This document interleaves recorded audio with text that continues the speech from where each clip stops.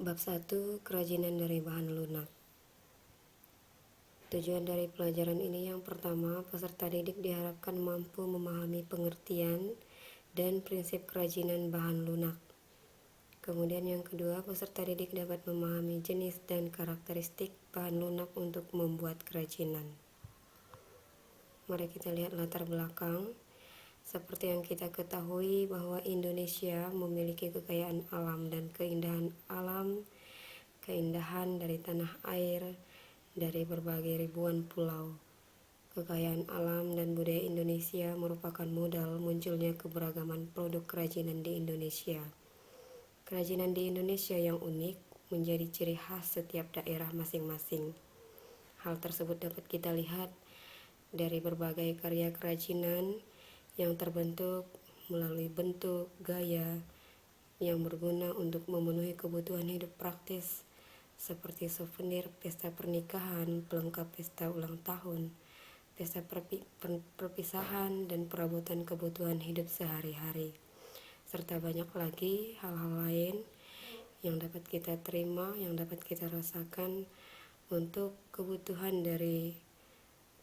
hidup praktis dari karya kerajinan ini.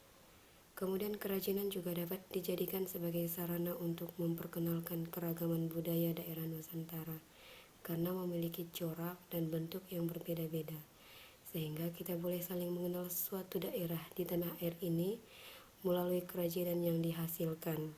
Kerajinan dapat dibuat dari berbagai bahan seperti bahan alami, bahan buatan, dan barang bekas.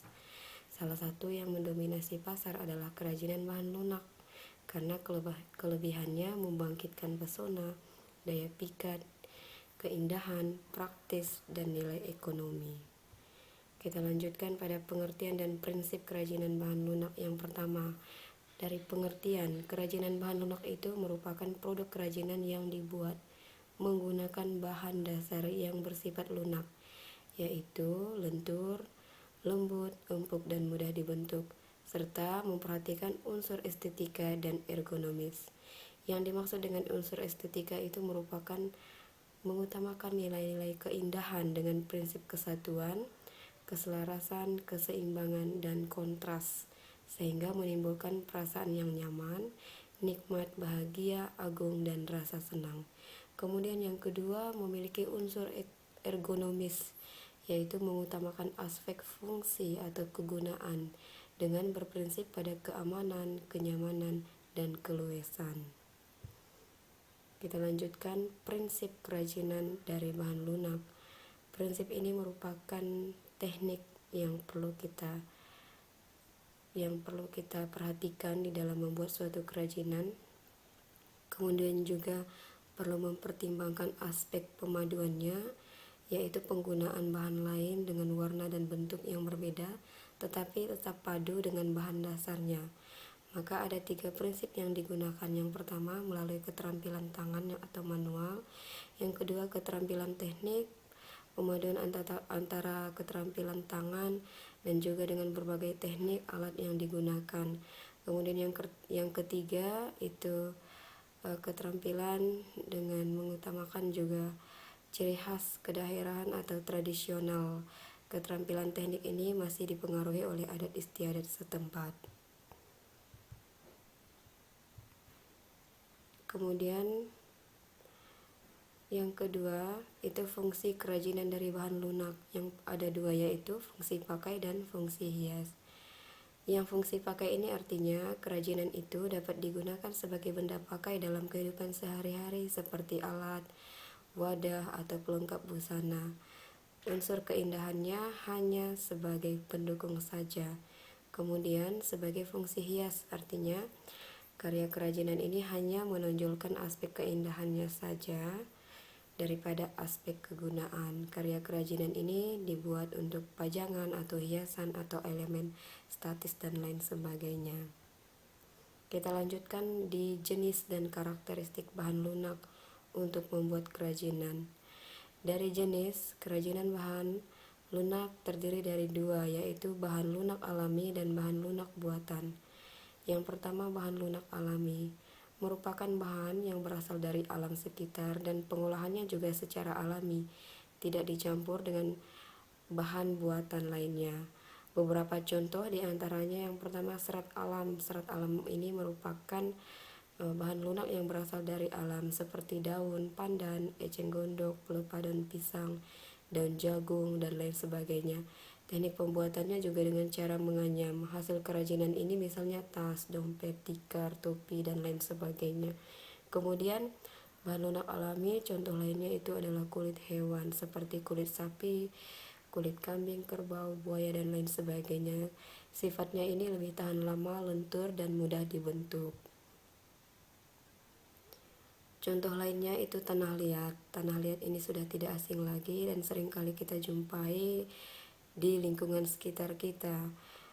Tanah liat ini berasal dari pelapukan kerak bumi. Ciri-cirinya sulit menyerap air, tekstur tanahnya lengket bila dalam keadaan basah, dan kuat menyatu di antara butiran tanah yang satu dengan lainnya. Kemudian getah nyatu, secara singkat Ibu jelaskan getah nyatu ini berasal dari pohon nyatu, banyak terdapat di daerah Kalimantan, terutama untuk Kabupaten Kapuas Hulu, Kalimantan Barat, dan juga untuk Kalimantan Tengah.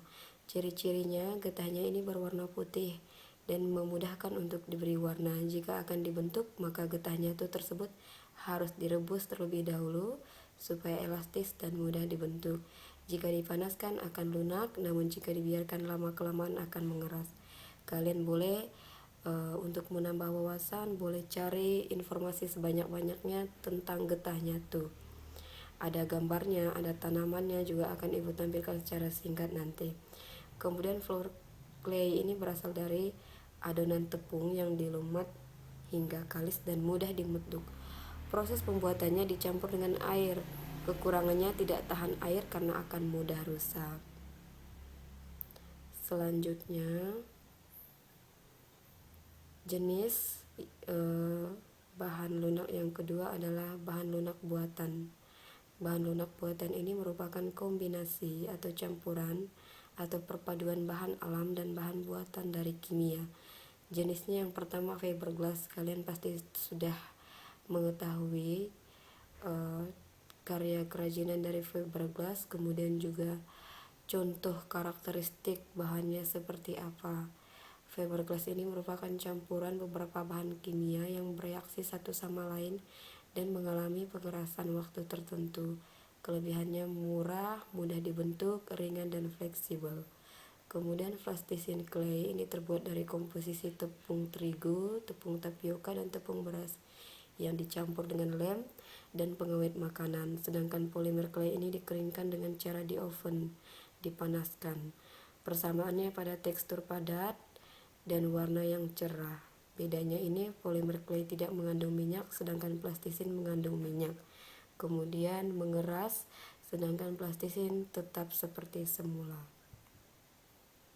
Selanjutnya, gips ini merupakan bahan mineral berwujud bubuk yang tidak larut dengan air dalam waktu yang lama jika sudah menjadi padat.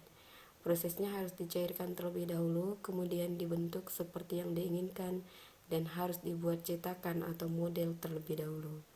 Yang terakhir itu sabun. Sabun ini berwujud padat sehingga cara pengolahannya menjadi kerajinan dengan cara diukir langsung. Bisa juga dibuat seperti floor clay atau diparut menjadi bubuk, kemudian dicampur dengan sagu dan sedikit air, lalu dibuat dengan adonan baru. Demikian tadi beberapa jenis dan karakteristik dari bahan lunak. Kemudian kita lihat beberapa contoh gambar kerajinan dari bahan lunak alami. Ini serat alam. Serat alam ini tadi contohnya itu daun pandan atau eceng gondok, pelepah daun pisang, dan lain sebagainya, bisa menghasilkan banyak kerajinan. Nah, dari hal ini banyak ditampilkan dari sisi fungsi kegunaan. Dapat digunakan dalam kebutuhan hidup sehari-hari.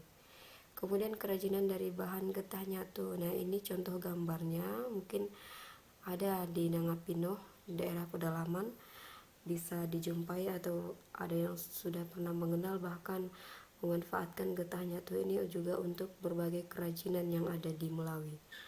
Contoh getah nyatu ini dari pohon nyatu sendiri merupakan tanaman endemik khusus Kalimantan.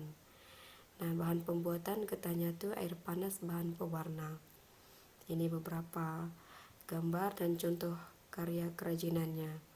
Kemudian yang kedua, contoh kerajinan dari bahan lunak buatan. Ada sabun itu yang sudah diukir, kemudian gips tadi yang sudah dicetak, dibentuk. Kemudian ada ini lilin.